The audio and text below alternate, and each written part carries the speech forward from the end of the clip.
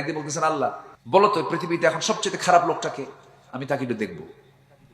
আল্লাহ বলেন, তুই এখানে দাঁড়া, এদিক দিয়ে যে লোকটা আসবে সেই লোকটা সবচেয়ে খারাপ মানুষ। দেখলেন, তৎক্ষণাৎ বলতেছে আল্লাহ, প্রশ্ন কিন্তু অর্ধেক হয়েছে, আরো প্রশ্ন বাদ আছে। কি আর বাকি কি প্রশ্ন? আল্লাহ, কোন লোকটা সবচাইতে ভালো, আমি তাকে দেখতে চাই। তাহলে এখানে দাঁড়াও, ওই দিক থেকে একটা লোক আসবে। তো উনি অপেক্ষায় আছেন, ওই দিক থেকে সকালবেলা যে লোক গেছে ওই লোকটাই আসতেছে। এবার আল্লাহর পয়গম্বর মুসা বলছে, আল্লাহ সকালে দেখলাম যে লোক, বিকেলে দেখলাম সেই লোক, সকালে হলো সবচেয়ে খারাপ, বিকেল হলো সবচাইতে ভালো, এর কারণটা কি? আল্লাহ বলছেন, এর জন্যই তো তোরে এখানে দাঁড় করাইছি। সুবহানাল্লাহ বলবেন না? আল্লাহ তাআলা বলছেন, মুসা সকালবেলা সে তার ছেলেকে নিয়ে যখন যাচ্ছিল, সে সময় সে ছিল জগতের শ্রেষ্ঠ খারাপ মানুষ, সবচাইতে জঘন্য মানুষ। কিন্তু সে যখন ওই দিকে চলে গেছে, পাহাড়ি অঞ্চল দেখে তার ছোট্ট ছেলে তার বাপকে বলতেছে, আব্বা এই যে পাহাড়গুলো দেখা যায়, পাহাড়ের চাইতে বড় কিছু আছে নাকি? হ্যাঁ আছে। কি? ওই যে আকাশ দেখা যায়, আকাশের চাইতে বড় কিছু আছে নাকি? হ্যাঁ আছে। কি? আল্লাহ তাআলার ক্ষমা, আল্লাহ তাআলার রহমত। আল্লাহ যদি কাউকে মাফ করেন, তার চাইতে বড় কিছু আর দুনিয়াতে নাই। এই কথা বলেই ওই বান্দাটার চোখে পানি বের হয়ে গেছে, তওবা করে বলছে, আল্লাহ আমার সমস্ত গুনাহগুলোকে তুমি আল্লাহ মাফ করে দাও, আমি কোনো পাপের কাজে আর যাব না। আল্লাহ বলছেন, মুসা এই বান্দার মধ্যে তওবা করেছে, এই বান্দা তওবা করে আমার কাছে মাফ চাইছে, এই মুহূর্তে এই বান্দা হয়ে গেছে পৃথিবীর শ্রেষ্ঠ বান্দা। যেরকম সুবহানাল্লাহ। মাঝখানে আমলটা কি শিখলাম আমরা? বলেন আস্তে কয়, মাঝখানে আমলটা শিখলাম কি আমরা? বলেন তওবা। সেই তওবা করার সময় এখন আছে না নাই? আসতে বলবেন না, আছে না নাই? আছে। সেই মুসা আলাইহিস সালাতু ওয়াস সালাম একদিন প্রচন্ড রাগী মানুষ ছিলেন। একজন কিপ্তি ফেরাউন গোত্রের লোক যখন বাকামি করে বসলো, তা মারলেন, থাপ্পড়, মরে গেছে। মরে যাওয়ার পরে বলছে, আল্লাহ কাম তো সারছে।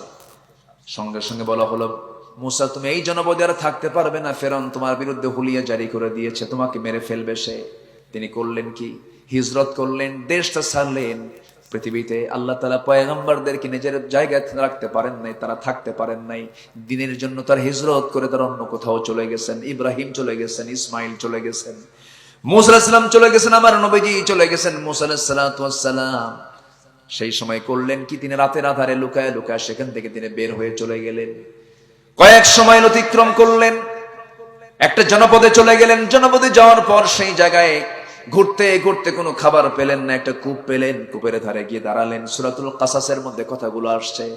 সেই জায়গায় গিয়ে ঘুরতে ঘুরতে গিয়ে দেখলেন একটা কূপ, কূপের ধারে গিয়ে দেখলেন পানি পাওয়া যাচ্ছে মনে হয়, পানিটা পান করলেন, তৃষ্ণা দূর করলেন। হঠাৎ করে দেখতে পেলেন দুজন নারী সামনের দিকে হেঁটে হেঁটে আসতেছে, হাতে বালতি নিয়া। এই সময় মুসা আলাইহিস সালাম মনে মনে চিন্তা করছেন, এই নারীগুলোর উদ্দেশ্য কি, নারীগুলো কি চায়। দেখেন, মানুষের কল্যাণেও কিন্তু নারীর পাশে দাঁড়ানো যায়, কিন্তু পর্দার রক্ষা করার দরকার আছে না নাই? বলেন আছে। আল্লাহর পয়গম্বর মুসা এই নারীদের পাশে দাঁড়ালেন সহযোগিতা করার জন্য। আবার ওই দিকে ইউসুফ আলাইহিস সালাতু ওয়াস সালাম জুলাইখা থেকে বাঁচার জন্য তিনি জিহাদ করে দরজাতে মারলেন দৌড়। আল্লাহু আকবার বলেন। আমার বন্ধুগণ, মুসা আলাইহিস সালাতু ওয়াস সালাম দুই নারীকে দেখে ভাবলেন মনে হয় তাদের কোনো বেকায়দা হয়েছে। এবার তিনি বললেন, গিয়ে প্রশ্ন করলেন, কি সমস্যা তোমাদের বলো। কাবিনা শাইখুন কাবি, আবুনা শাইখুন কাবির, আমাদের আব্বা যেন খুব বুড়া মানুষ, আব্বা চলাফেরা করতে পারেন না, চোখে দেখেন কম।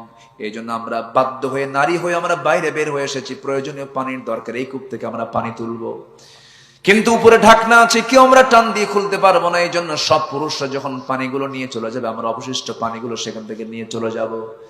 মুসা আলাইহিস সালাতু ওয়াস সালাম বললেন, মনে মনে চিন্তা করলেন, বেচারা মহিলা মানুষ, সন্ধ্যার পরে এদের কষ্ট আরো বেড়ে যাবে। তিনি বললেন, শোনো, বালতিগুলো আমাকে দিয়ে দাও, আমি তোমাদেরকে হেল্প করব। ঠিক আছে, বালতি আপনি নেন। বালতি নিলেন, কূপের ধারে গেলেন। কূপের যে ঢাকনা টান দিতে 14 থেকে 15 পুরুষ লাগে, তিনি শুধু বাম হাতে ধরলেন, টান মারলেন, ছিটকে পড়ে গেছে। মহিলা থরথর করে কাঁপে, আর একটা মানুষ না অন্য কিছু। যেরকম আল্লাহু আকবার। নবীদের শারীরিক শক্তি কম না বেশি? আসতে বলবেন না, কম না বেশি? সকল পয়গম্বরকে আল্লাহ তাআলা শারীরিক শক্তি চরম দিয়েছিলেন। ঢাকনা টান দিলেন, ছিটকে পড়ে গেল। কূপ থেকে পানি তুলে দিয়ে বললেন, যাও সোজা বাড়িতে চলে যাও। সন্ধ্যার পরে মহিলাদের বাইরে থাকতে নেই, সন্ধ্যার আগে মেয়েদেরকে ভিতরে চলে যেতে হয়, অবশ্যই তাদেরকে আড়ালে চলে যেতে হয়, ঘরের মধ্যে চলে যেতে। অকরনা ফি বুয়ুতিকুন্না, বাড়ির মধ্যে তোমাদেরকে অবস্থান থাকতে হবে, যাও তাড়াতাড়ি চলে যাও। চলে গেল, কিন্তু একটা বারের জন্য মুসা আলাইহিস সালাতু ওয়াস সালাম নারীদের দিকে তাকালেন না, চলে গেছে বাড়িতে।